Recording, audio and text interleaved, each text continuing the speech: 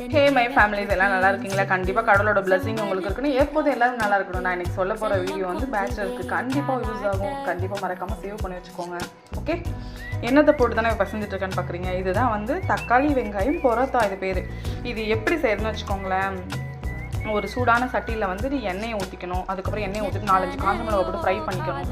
அதுக்கப்புறம் ஒரு பூண்டை போட்டு, ஒரு பூண்டில் சாரி ஒரு 4-5 பூண்டு இல்லை உங்களுக்கு தேவையான ஒரு 10 பூண்டு கூட போட்டு நீங்கள் என்ன பண்ணிக்கலாம், நல்லா ஃப்ரை பண்ணி இந்த காஞ்ச மிளகா பூண்டே ஒரு பக்கமாக எடுத்து வச்சுக்கணும். அதுக்கப்புறம் கொஞ்சோண்டு ஆனியனை கட் பண்ணி அதில் போட்டுட்டு அதையும் போட்டு நல்லா ஃப்ரை பண்ணிட்டு அதுக்கப்புறம் டொமேட்டோ போட்டுட்டு 4-5 டொமேட்டோ போட்டு அது மேலே கொஞ்சம் உப்பு போட்டு நல்லா டொமேட்டோ வேக விட்டு தனியாக எடுத்து வச்சுக்கணும். இப்போ என்ன பண்ணணும், நம்ம வறுத்து வச்சு 4 பொருளையும் எடுத்து ஒரு குண்டானில் போட்டு இப்படி போட்டு பிசைஞ்சுக்கணும். அதுக்கப்புறம் கொஞ்சோண்டு மல்லித்தலை, கொஞ்சோண்டு கருவேப்பிலை போட்டு நல்லா இப்படி வர அந்த பூண்டுலாம் அப்படி இருக்கும். இப்படி நசுக்குனீங்கன்னா நசுக்கிற மாதிரி அப்படி சூப்பராக அப்படி மசிஞ்சிடும். அந்த மாதிரி இப்போ நல்லா கொலை பிசைஞ்சிட்டு ஒரு சூடான சாதத்தை எடுத்து அதில் கொஞ்சோண்டு போட்டு இப்படி கொஞ்சோண்டு போட்டு இப்படி போட்டு பிசைஞ்சு அது கூட பார்த்தீங்கன்னு வச்சுக்கோங்க, உருளைக்கிழங்கு இருக்குது இங்கே ஃப்ரை பண்ண உருளைக்கிழங்கு.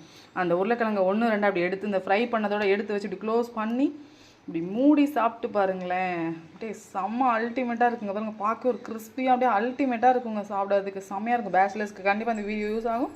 கண்டிப்பாக மறக்காமல் ட்ரை பண்ணி பாருங்கள். ஆனியன் பொரோட்டா.